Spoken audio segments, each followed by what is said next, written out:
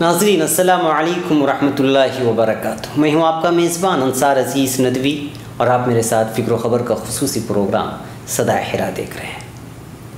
ناظرین الحمدللہ یہ صدائے حرا کی 32ویں قسط ہے۔ گزشتہ ہفتے آپ حضرات نے ابتداء اسلام میں ایمان لانے والوں کی ہلکی سی تفصیل سنی تھی اور بعد میں سورہ مدثر کے نزول کا واقعہ۔ اب آئیے آگے بڑھتے ہیں۔ ناظرین قبل اس کے کہ میں اس ہفتے کی قسط کو آگے بڑھاؤں، مجھے کچھ وہ تفصیلات رکھنی ہیں جو اس سے پہلے ہی رکھنی چاہیے تھی۔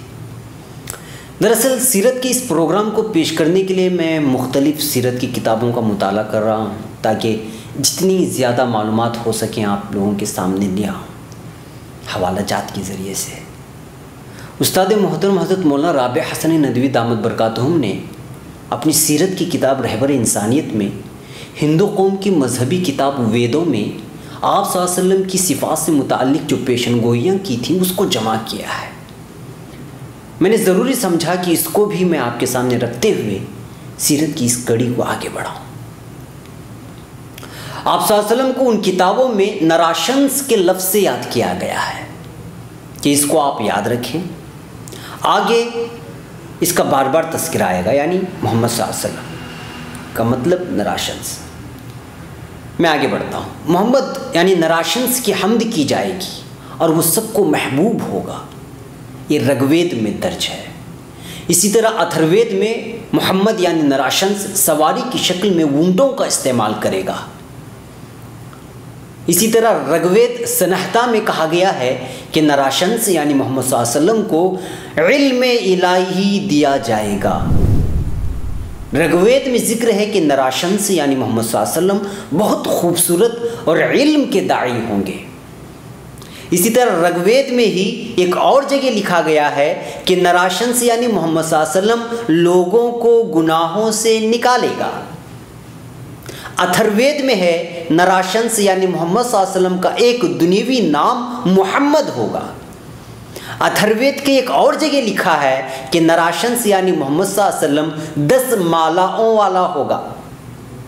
اتھروید کے ایک اور جگہ ہے نراشنس یعنی محمد 10,000 گوؤں والا ہوگا۔ اسی طرح رگوید میں لکھا ہے کہ نراشنس یعنی محمد صلی اللہ علیہ وسلم کی تعریف کی جائے گی۔ بھگوت پران کے 12ویں اسکند 12ویں ادھیائے اور 20ویں اشلوک میں درج ہے کہ وہ معاشرے میں انقلاب لائیں گے اور برائیوں کو ختم کریں گے۔ اسی طرح بھگوت پران کے 12ویں اسکند 12ویں ادھیائے اور 21ویں اشلوک میں درج ہے کہ جب کلکی کے جسم سے خوشبو لوگوں کو چھوئے گی تو ان کا قلب گناہ سے پاک ہو جائے گا۔ ناظرین یہ ساری چیزیں جو کتاب میں جمع ہو گئی تھیں، اس تفصیلات میں آپ لوگوں کے سامنے رکھا تاکہ یہ تمام چیزیں آپ لوگوں کے سامنے بھی آئیں۔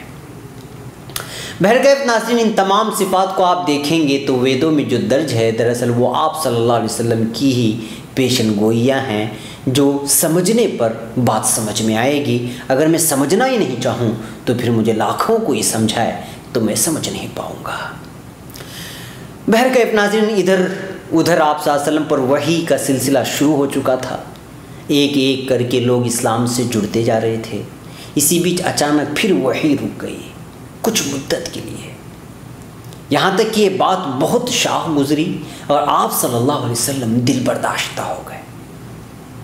اسی وقفے کے بعد آپ صلی اللہ علیہ وسلم کو دلاسا دینے کے لیے حضرت جبرائیل علیہ السلام نے سورہ ضحیٰ لے کر آئے جس میں فرمایا گیا وَالضُّحَىٰ وَاللَّيْلِ إِذَا سَجَىٰ مَا وَدَّعَكَ رَبُّكَ وَمَا قَلَىٰ۔ قسم ہے چاشت یعنی چڑھے دن کی اور رات کی جب وہ ڈھک جائے، آپ کے رب نے آپ کو تنہا نہیں چھوڑا ہے اور نہ ہی ناخوش کیا، یا پھر اس کا ترجمہ کیجئے کچھ کم نہیں کیا۔ وَلَلْآخِرَةُ خَيْرٌ لَكَ مِنَ الْأُولَىٰ، اس کا ترجمہ یہ ہے کہ آپ کی اب کی حالت پہلے سے بہتر ہے، یا پھر آپ کی آخرت اس دنیا سے بہترین ہوگی، دونوں ترجمہ کر سکتے ہیں۔ وَلَسَوْفَ يُعْتِيكَ رَبُّكَ فَتَرْضَىٰ، اور آپ کا پروردگار آپ کو عنقریب اتنا عطا کرے گا کہ آپ راضی برضا ہو جائیں گے۔ الم یجدک یتیما فآویٰ، کیا آپ یتیم وہ بے سہارا نہیں تھے تو آپ کو سہارا کر دیا، آپ کو سہارا دیا گیا۔ ووجدک ضالا فہدیٰ، آپ بھٹکے ہوئے تھے تو آپ کو ہدایت دی۔ ووجدک عائلا فاغنیٰ، آپ فقیر تھے تو آپ کو غنی کر دیا۔ فاما الیتیم فلا تقہر، سو ان تمام نعمتوں کے پس منظر میں پیش نظر سو یتیم کو نہ دھتکاریے، وَأَمَّا السَّائِلَ فَلَا تَنْهَرْ، سائل کو نہ ڈانٹیے، مانگنے والے کو نہ ڈانٹیے۔ ناظرین، ان آیتوں میں اور سورے میں آپ صلی اللہ علیہ وسلم کی شان کو بتلایا گیا ہے، اور آپ صلی اللہ علیہ وسلم کی اس زندگی کی تصویر بھی پیش کی گئی تھی جو بچپن سے نبوت تک تھی اور نبوت کے بعد کی، یہاں تک کہ اللہ تعالیٰ نے دل برداشتگی کو دور کرنے کے لیے اس انعام کا اعلان فرمایا کہ تمہارا رب تمہیں اتنا عطا کرے گا کہ آپ خود راضی ہو جائیں گے۔ اللہ جب دینے پر آیا اور جب یہ کہہ کر دے کہ آپ کو راضی کرنے والی نعمتیں عطا کروں گا، تو سوچے وہ کس قدر قیمتی اور لاجواب اور لاسانی بے مثال نعمت ہوگی، انسان کے تصور سے باہر ہے۔ دراصل وحی کے نزول کا سلسلہ منقطع ہونے کی وجہ سے آپ صلی اللہ علیہ وسلم بہت زیادہ دل برداشتہ ہو گئے تھے۔ ایک طرف ایمان کی دعوت دینی تھی اور کفار مکہ اعتراضات پر اعتراضات پیش کر رہے تھے، تکالیفیں دے رہے تھے، اور اس بیچ اس طرح کی وحی کے سلسلے کے انقطاع سے بھی کفار مکہ آپ صلی اللہ علیہ وسلم کو نشانہ بنانے والے تھے۔ لہٰذا یہی وجہ تھی کہ اللہ تعالیٰ نے سورہ ضحیٰ کے ذریعے سے آپ صلی اللہ علیہ وسلم کو دلاسا دیا۔ بہرکیف نماز کی فرضیت بھی ہو چکی تھی ناظرین، اور نماز بھی چھپ چھپ کر پڑھی جا رہی تھی۔ نماز کا جب وقت ہوتا تو آپ صلی اللہ علیہ وسلم کسی پہاڑ کی گھاٹی میں چلے جاتے تھے اور وہاں نماز ادا کرتے۔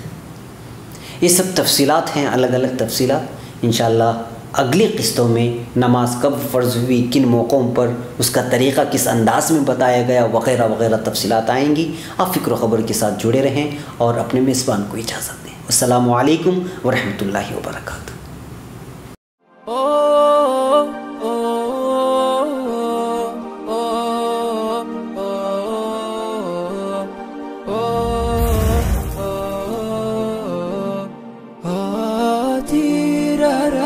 تیرا